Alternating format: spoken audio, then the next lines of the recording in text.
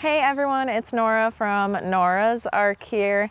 It is early August here in Wisconsin and it is hot. I feel like I've been saying that in every video this summer, but it's just the truth. It's been a very hot and humid summer with a lot of rain. To give you some perspective, last month in July we got 14 inches of rain. That is a lot. The historical average for our area is about 4 inches, so it's just been a lot of rain, and a lot of the stuff in the garden's been loving it. Some things not as much, but overall everything's looking really good. So we want to show you everything we have going on today. So let's get into it. To start things off, I wanted to show you our favorite part of the garden this year, and that is all of the flowers that we've added to the garden. So this year we decided to add some flowers to our vegetable garden for two reasons.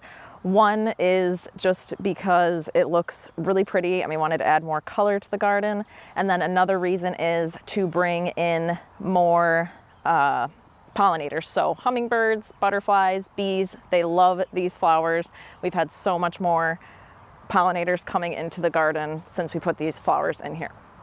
And then I guess there's also a third reason, is that flowers, certain flowers can also attract pests, so that way they don't attack your vegetables, and they also can serve as some companion plants as well to some vegetables. So we're really excited about all the flowers that we have in the garden this year, and like I said, it just adds so much color because usually our vegetable garden is very green, so we love all the colors that we have going on.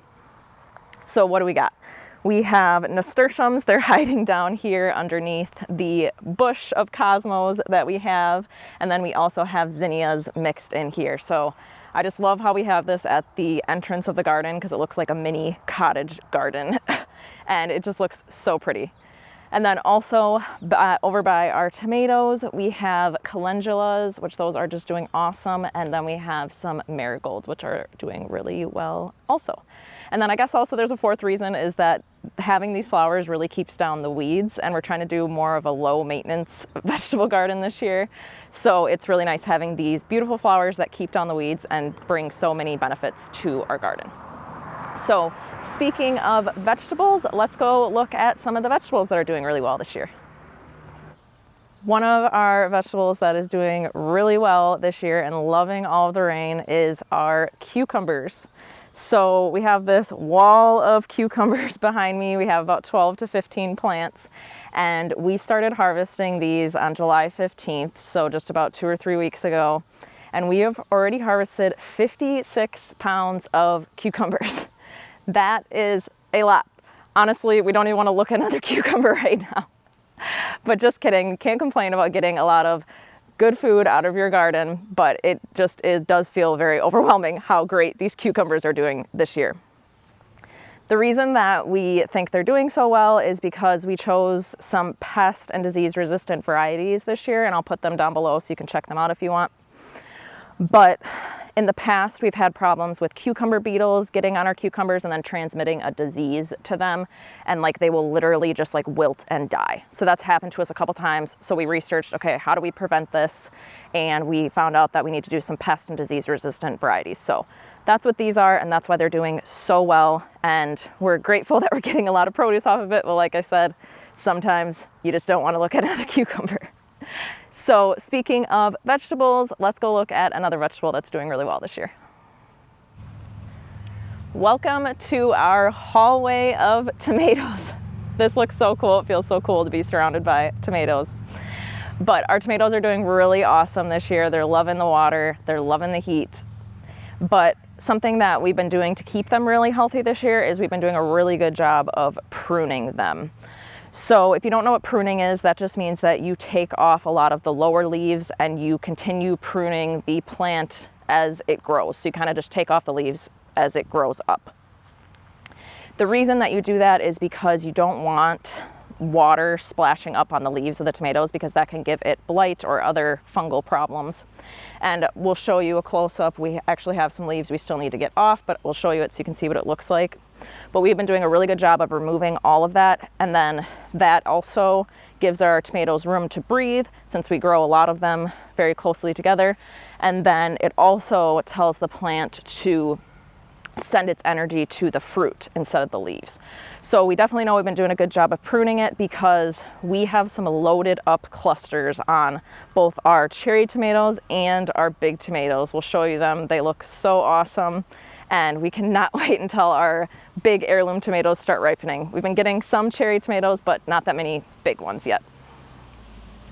So those are doing awesome, but we're not perfect gardeners. No one is, unless, if they claim to be, they're probably lying. But we do have some challenges in the garden this year because of the rain, and that is our basil plants.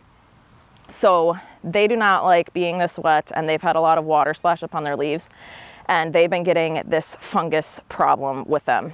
And I can't remember specifically what it's called, but their leaves are turning black and they're just falling off. So we kept them in the garden because we wanted to show you guys what that looks like, but we're gonna rip all of these diseased plants out of the garden because once that happens to them, there's really no saving them, and you don't want that to continue spreading throughout your garden. So we're gonna be ripping those out today. But something else that's very interesting is we have a different variety of basil that's growing in our garden. It's called blue spice basil. And we grew that by seed last year, but we let it go to flower because it goes to flower very quickly. And we have so many blue spice basil volunteer plants this year. They're just literally growing everywhere. And the cool thing is that some of them even popped up next to our tomato plants where we'd want basil plants to be.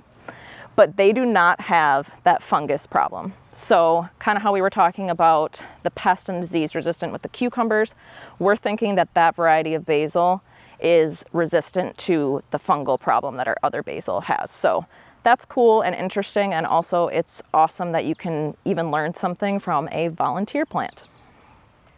So speaking of pest and disease resistant varieties, let's go look at our squash because it is out of control.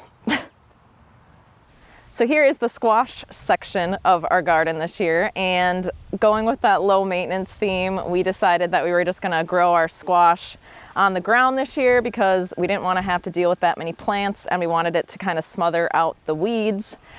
But honestly, we're kind of regretting it because usually we grow our squash vertically and it does not take up as much space.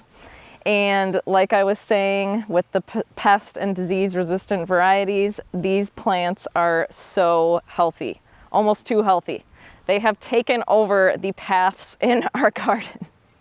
So this one that I'm standing right next to that is almost taller than me is called yellow crookneck squash. And it is doing so well. It is doing so healthy that we're actually going to rip it out of the garden today.